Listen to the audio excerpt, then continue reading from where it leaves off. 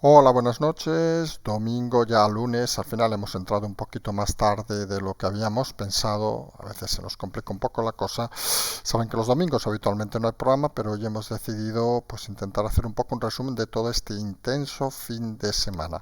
Vamos a hablar en primer lugar de eso que hemos denominado la pérdida del relato del PSOE y todas las consecuencias que está teniendo, no solo a nivel interno, con el tema de la huelga de transportes, también con el tema de las manifestaciones de ganaderos y agricultores y obviamente también a nivel internacional con el tema de Marruecos y Argelia.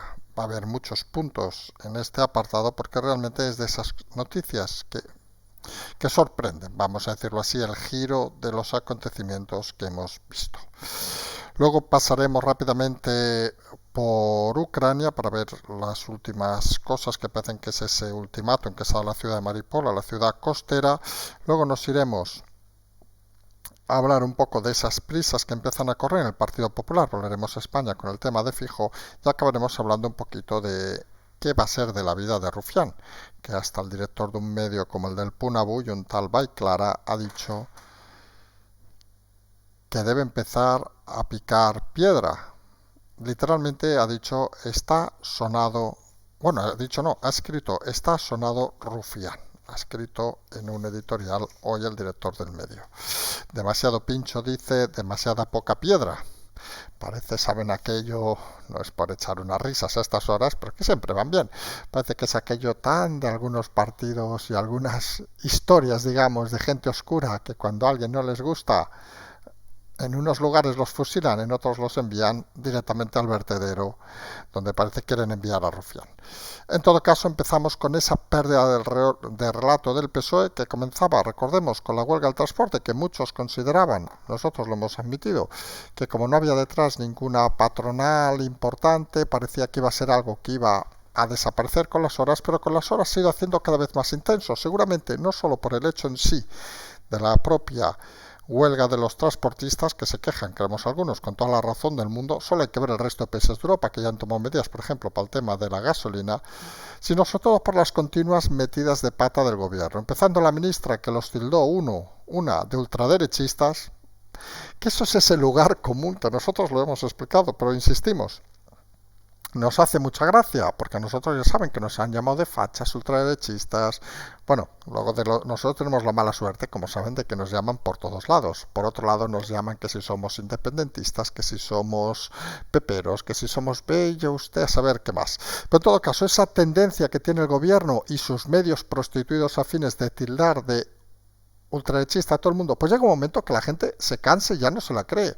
Es aquello de, ¿saben? El Cry Wolf, aquello de llamar al lobo, llamar al lobo, llamar al lobo, y al final le llamas tantas veces que al final nadie se lo cree. Y al final es que la realidad es que no lo son. Pero no solo eso, luego tenemos la otra ministra, la Chiqui, que preocupada debería estar más bien por la escasez de números y por los pésimos resultados que está dando la economía española, pues dice que son, en pocas palabras, unos enviados de Putin. Claro, ya vemos a todos los camioneros corriendo a Ucrania a cargar tropas rusas para ir contra los ucranianos. En fin, es el gobierno de la desesperación, el gobierno que ha perdido el relato, el gobierno que no tiene que decir, que hemos dicho e insistimos, el punto clave no es tanto el gobierno, sino la pérdida de confianza en la oposición, vamos a decirlo así finamente. Tenían a la oposición totalmente como los medios de comunicación prostituidos, como buena parte del electorado inconsciente e ignorante, lo tenían pendiente de cualquier mentirijilla. Oiga, que estos son de ultraderecha, y todos, no, pues nada, alejémonos de ellos, que estos son de Putin, no, y todos alejémonos de ellos. Pero al final, tanto va el cántaro a la fuente, tanto se ha perdido el relato, que al final la situación no acaba de colar. Y esa es la realidad que tenemos en este momento. Un gobierno desesperado, pero un gobierno, no hay que olvidarlo, que por lógica jamás va a convocar elecciones. Y aquí entramos en el apartado humano que hemos explicado en muchas ocasiones en este canal. ¿Alguien cree en su verdadera, vamos a decirlo, con una mediana inteligencia, que alguien como Sánchez, que se sabe perdedor de la calle, que se sabe perdedor del relato, que se sabe perdedor de unas elecciones a pesar de lo que diga Tezanos o lo que digan las encuestas, alguien cree que alguien que solo adora a su propia persona, que es el Dios de sí mismo, va a convocar unas elecciones para perderla y que lo echen a navajazos del PSOE? Pues no. Tampoco hay que darle mucha más vuelta, pues parece que no va a hacer nada. Va a intentar aguantar la legislatura otra, y eso también hay que decirlo con voz alta, es que haya cambios en el gobierno. Ya tienen aprobados los presupuestos, y entre nosotros le da igual aprobar alguna ley o no aprobar ninguna mientras pueda pasearse por Europa en el avión oficial, y le da igual incluso la sensación de la calle porque sabe que ya no la va a recuperar.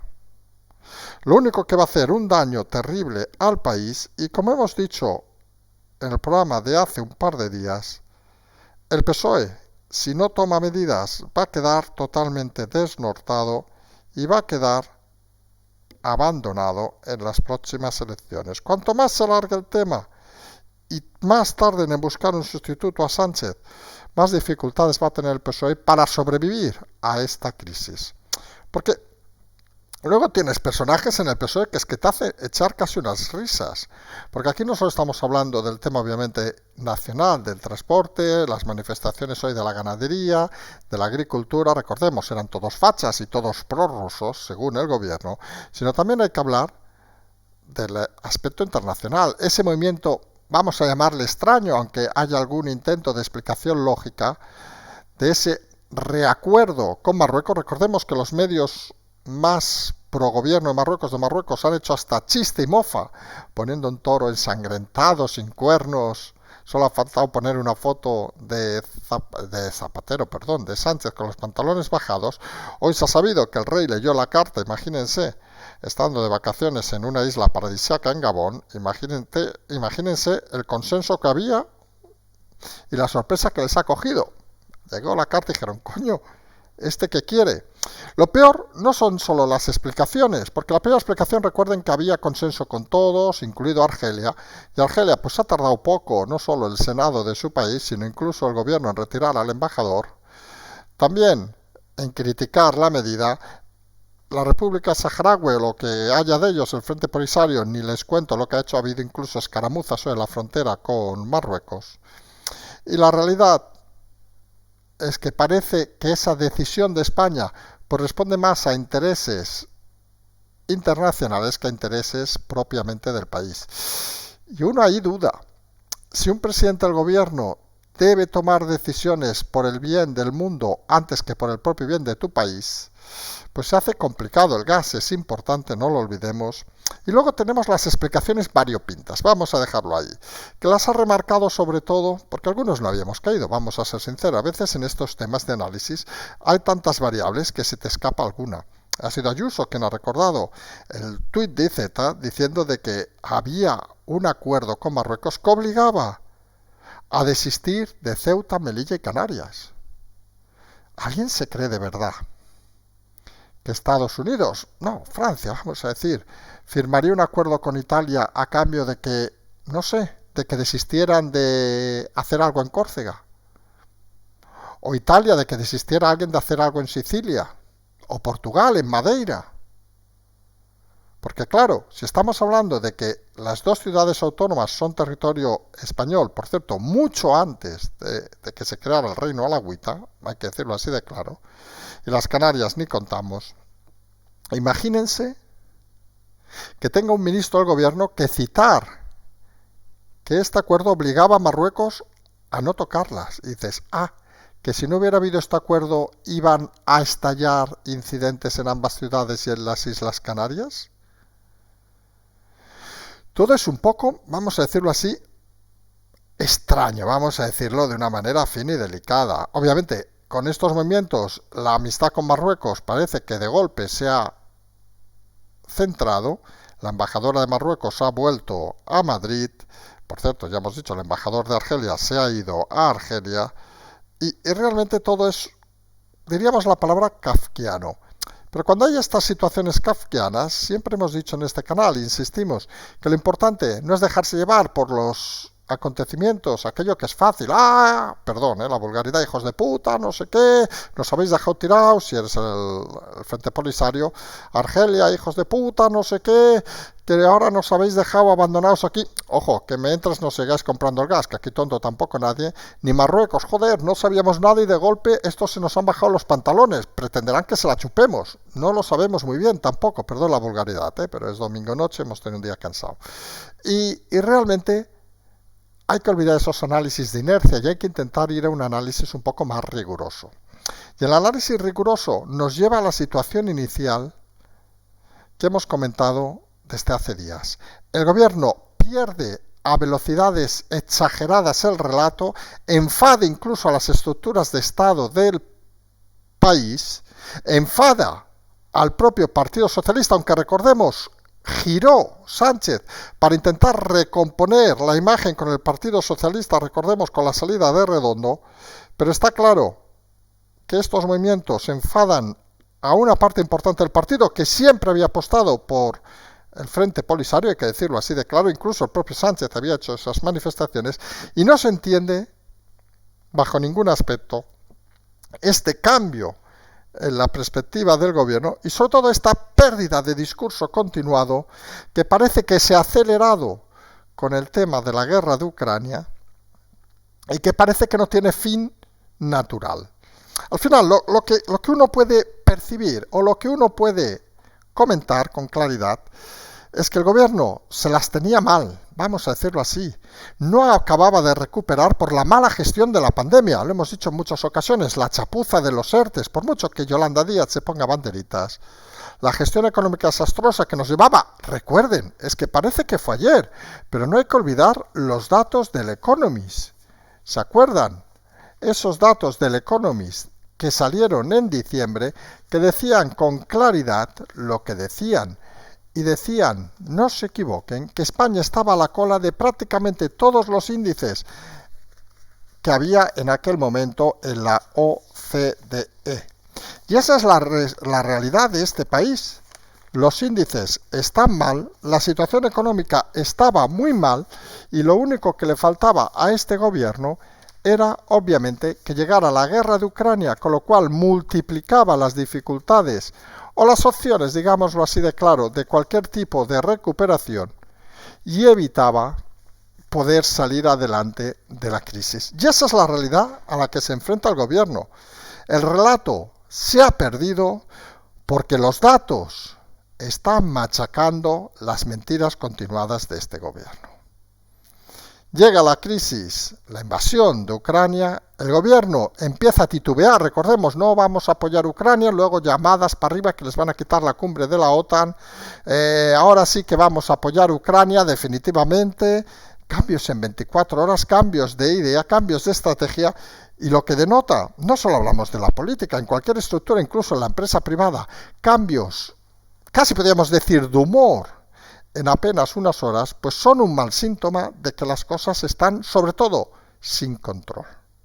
Y esa es la palabra clave ahora mismo. La pérdida del relato, lo explicamos el otro día, iba a llevar al gobierno a una situación de descontrol. Porque cuando no tienes relato, cuando no tienes un argumento, cuando no sabes lo que quieres, acabas cometiendo errores de forma continuada.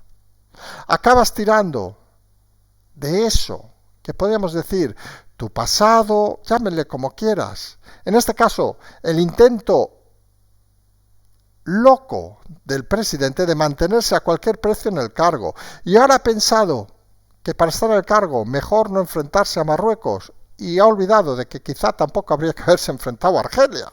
Por decir algo claro, ha pensado que teniendo domesticados los sindicatos, los de los mariscos, ya lo saben, CCOO, UGT, etcétera, a las patronales, la de los besos, hablamos de Garamendi, pensaban que también tenían todo controlado. ¿Y qué más? Obviamente hace falta para tener, según su criterio del siglo pasado, para tener controlado el mensaje, para tener controlado el relato, pues hacía falta los medios prostituidos.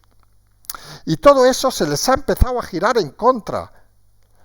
Los medios, recordemos, con la aparición de nuevos medios, pequeños quizá, digitales en muchos casos, pero que empiezan a sacar información que molesta al gobierno. Esto ya no es aquel baile continuado donde todas las personas querían sacar a Sánchez a bailar, y ahora empieza a haber oposición, pequeña todavía, desde muchos medios. No hablamos obviamente en nuestro canal, que saben que aquí no hacemos ni oposición ni reposición. Aquí simplemente explicamos lo que vemos, pero saben que los medios tienen esa tendencia partidista, en muchos casos, que está más cercana a la prostitución que otra cosa. Tenemos, por otro lado, lo que nosotros llamamos las estructuras paralelas del Estado. Estamos hablando de sindicatos, patronales, etcétera, etcétera, que las tenía el gobierno comiendo su mano por subvenciones para marisco, y que se han dado cuenta con esta huelga de transportistas, con esta manifestación de ganaderos o de agricultores, que las cosas se pueden hacer desde abajo, sin la necesidad de una gran estructura, lo cual en el fondo nos simplifica también un poco la propia estructura del Estado. Si para conseguir reclamar cosas se puede hacer desde abajo, ¿para qué tiene que pagar todos los españoles a los sindicatos cientos de millones de euros cada año? ¿Para qué?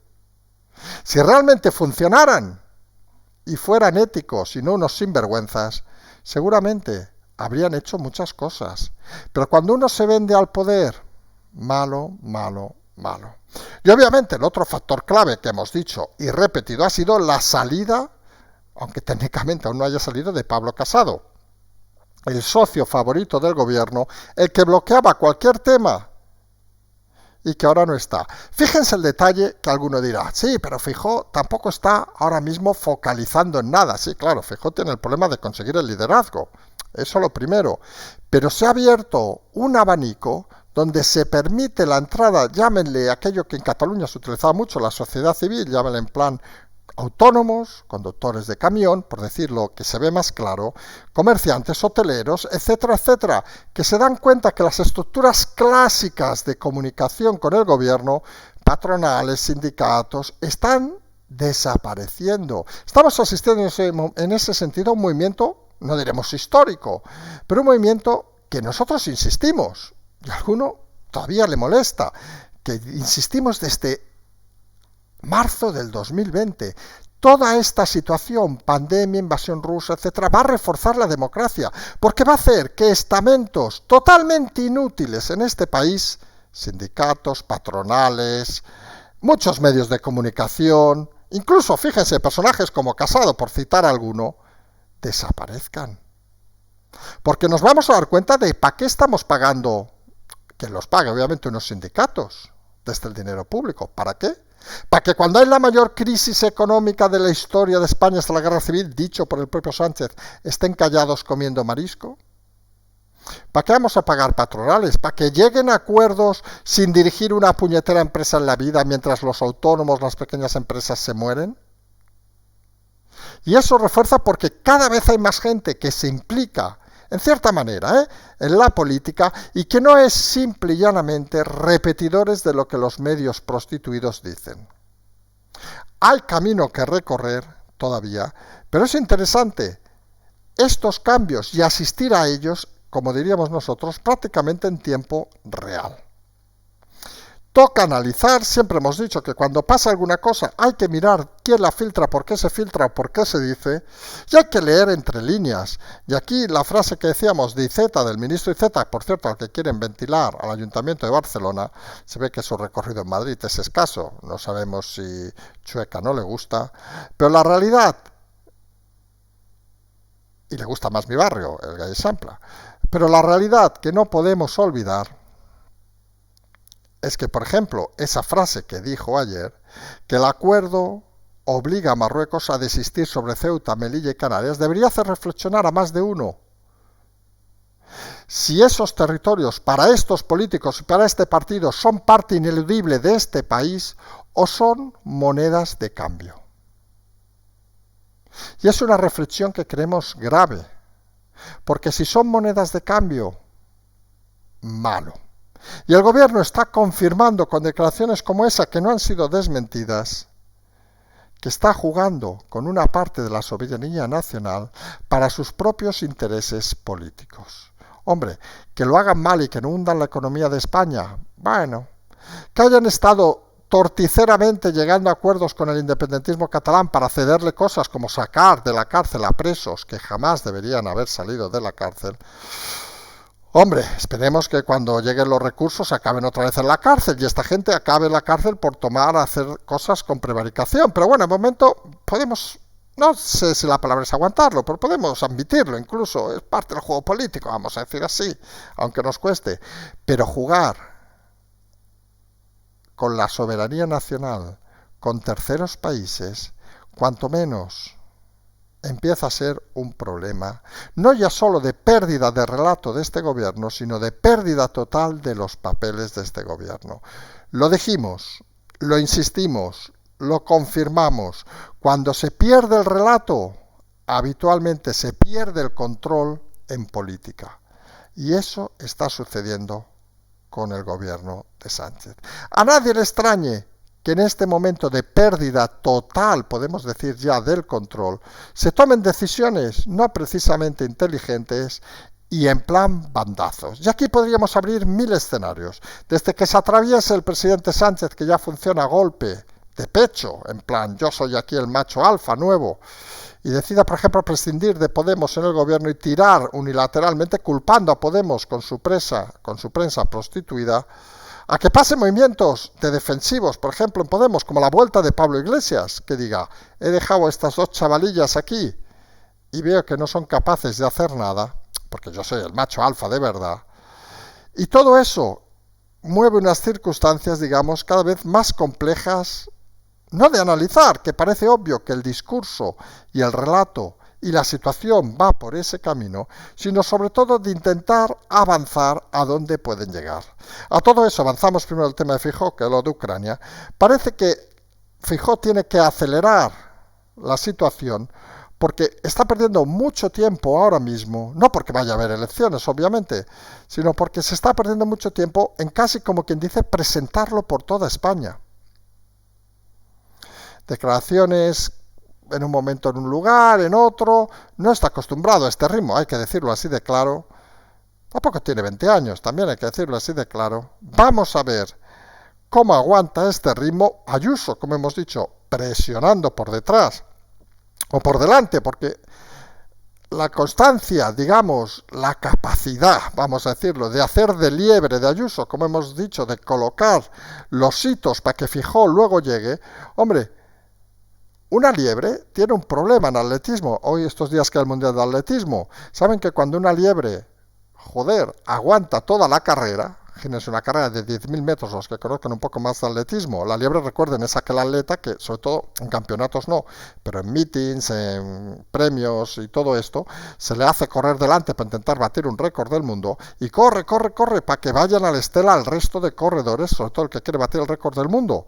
Y en este caso, la liebre, que es Ayuso, lo hemos dicho, le dejan correr, Feijóo va al ritmo detrás para luego ganar él, pero puede pasar una situación que a veces ha pasado, que la liebre corre tanto que quien hace el récord del mundo es la liebre, porque agota a todos los que van detrás.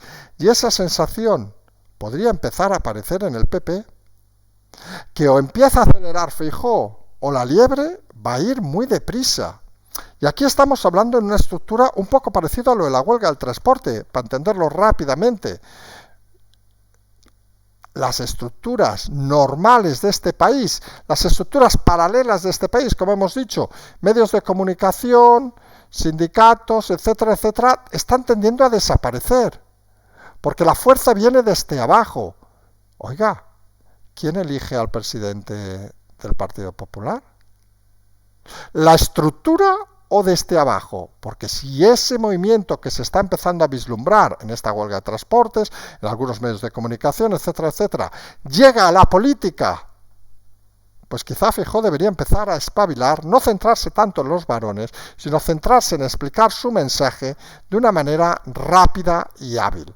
Porque si no, va a correr muy lento y estamos en el siglo de la información, de la velocidad, de la transmisión de las cosas, y quizá alguien le vaya a robar la cartera.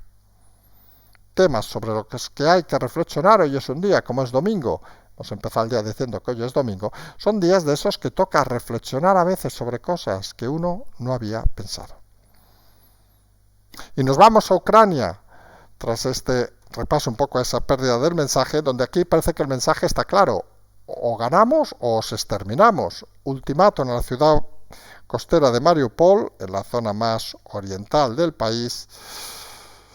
Comentábamos esta noche con una persona, decíamos, claro, tú te pones en la situación de miembro de las Fuerzas Armadas ucranianas o de las fuerzas llamadas voluntarios para los rusos mercenarios, a los que les han ofrecido salir de la ciudad, o en pocas palabras, o morir dentro, y te planteas qué haces. ¿Sales? ¿Te fías de los rusos? Digo los rusos aquí porque aquí hay que decirlo con claridad, esto pasa en cualquier guerra y te puedes fiar o no.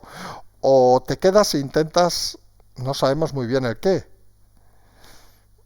Situación compleja, el ultimátum en principio acaba a las 5 de la mañana, vamos a ver cómo transcurre la mañana de mañana, porque está claro, insistimos, que militarmente Ucrania va consiguiendo sus pequeñas victorias, por ejemplo, estos francotiradores que van abatiendo generales, lo cual suena mucho a política ya que se hacía, curiosamente, en la URSS, cuando la invasión alemana, que tenían ese equipo de francotiradores, que siempre han estado venerados, por cierto, en la Rusia, perdón, en la Unión de Repúblicas Socialistas Soviéticas de la Segunda Guerra Mundial, se las han hecho hasta películas.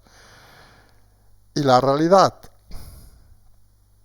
es que el tema se complica cada vez más para la Ucrania de Zelensky. Nosotros lo hemos dicho, y no sabe mal decirlo porque son de esas cosas que hemos explicado y alguno nos había dicho por privado, no, eso no va a ser así, que Ucrania va a ser abandonado por el resto de países occidentales, les darán la manita, una ayudita, les llorarán cuando mueran, pero poco más. Y es un asunto que debe solucionar la propia Ucrania y parece que en las negociaciones cediendo una parte de su territorio, incluido Crimea, da la sensación de que el camino va por ahí.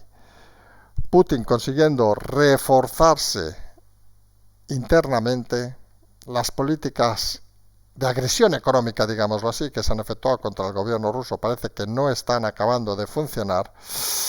Y al final es un tema incluso de mentalidad, lo hemos dicho en 1000 lugares.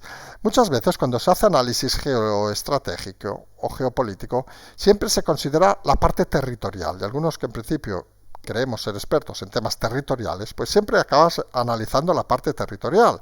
Oiga, pues mire, este territorio más montañoso, mejor guerrillas, por decir algo, mejor no sé qué, esta zona, las llanuras, las estepas ucranianas, mejor para divisiones de tanques, etcétera, etcétera. No estamos tampoco en la Segunda Guerra Mundial, donde los territorios no estaban tan construidos, ahora hay ciudades, en las ciudades es más difícil combatir, todo lo que quieran. Hasta ahí estamos de acuerdo. Pero muchas veces también hay que decir de que hay un factor humano fundamental.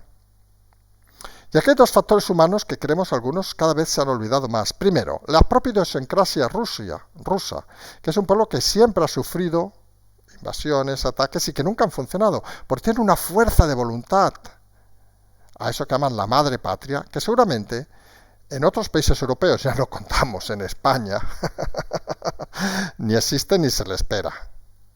Tiene esa conciencia nacional que hace que ante las dificultades se sobrepongan y sean más duros. Con lo cual, esa mentalidad parece que los que decidieron las medidas, sanciones económicas a Rusia, pues parece que no la tenían muy clara. Suponemos que habrían ido a Rusia, con todo el respeto, a pasar unas noches estos políticos europeos a buenos hoteles, a irse con prostitutas de lujo y poco más. Pero la realidad no es esa. La realidad muchas veces es salir a la calle y ver la situación o leer un poco de historia. Ese factor creemos que es importante, es decir, la parte humana que no se ha valorado en el tema ruso. Y luego la parte humana que tampoco se ha valorado en el conflicto.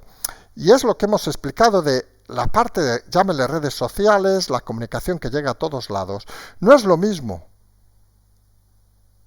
una guerra hace 100 años que una guerra ahora, donde puede haber gente, y hay gente, que hay que decirlo así de claro, que está a la mañana en la trinchera, o paseando buscando tanques de un lado o invadiendo ciudades de otro y disparando, comunicándose con WhatsApp, con su madre, con su hermana, con su padre, con quien sea. Mamá, estoy ahora en Mariupol, a las 5 vamos a entrar. Obviamente en ruso. Hijo, ten cuidado. la preocupación, el estrés emocional de una guerra como esta es superior a cualquier guerra que hayamos visto. Y eso es algo ineludible que hay que también valorar, porque acaba siendo un problema también importante que intentar trazar e intentar solucionar.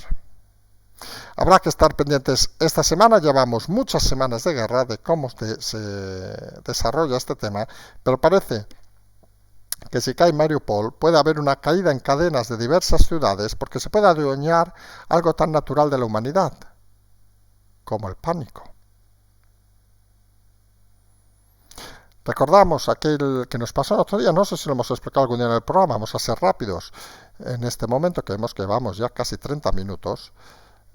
Recordarán una anécdota que explicaban, creo que era de algunas conferencias de Punset, que decía qué diferencia había entre algunos animales y las personas. Y decía, cuando una pandilla de leones, una manada de leones, una manada de leones iba a atacar a los ñus en África, los veían los ñus y se ponían a correr todos como locos y los leones detrás cazaban a uno y los ñus se quedaban parados pastando a 5 metros de los leones porque sabían que ya habían conseguido su objetivo, que habían conseguido su presa, y se preguntaba qué harían las personas.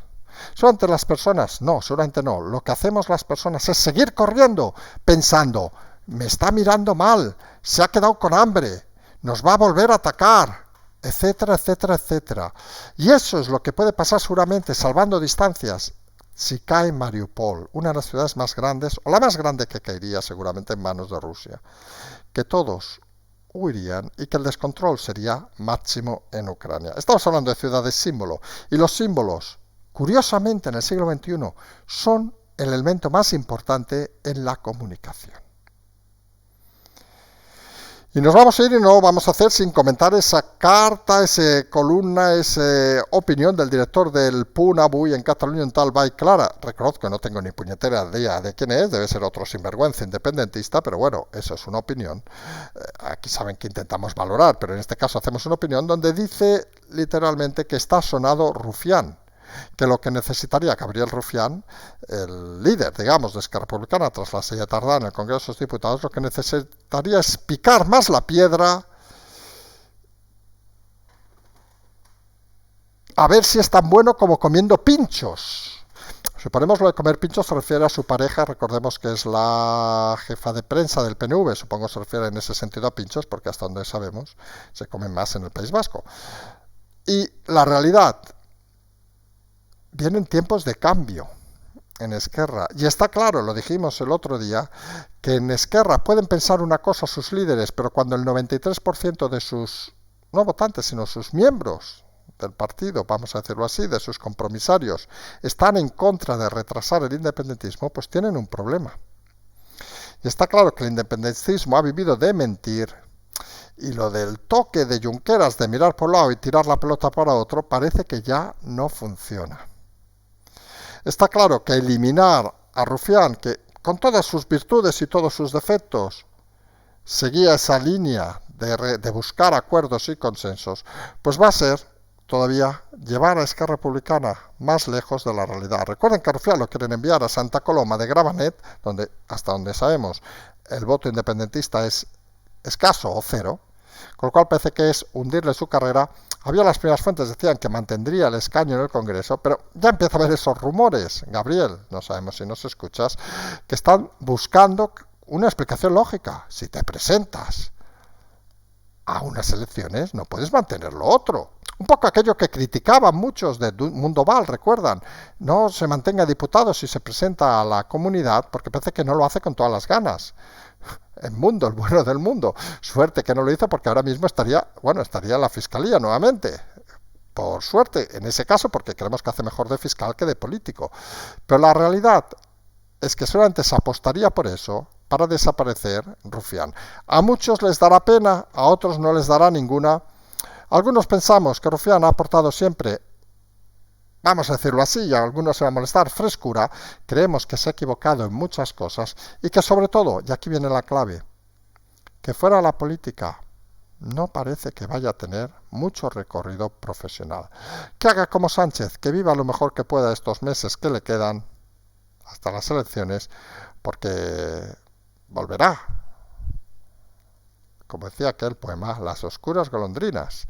Y volverá, parece rufiar a su vida vulgar, donde ya no ligará tanto, ya no tendrá esos kilitos de más, ya no tendrá esos billetes gratis, y volverá a ser un humilde personaje, como quizá nunca debió salir. Nos vamos a emplazar mañana, perdón por las horas, habíamos dicho empezamos a las 12, se nos ha ido un poco más tarde. Hemos tenido que acabar de perfilar 4 cosas. Nos vamos a emplazar mañana, que recuerden, hay 3 programas. Como siempre, el patrón del canal, la transferencia. Nos despedimos hasta mañana y como siempre decimos, seguimos.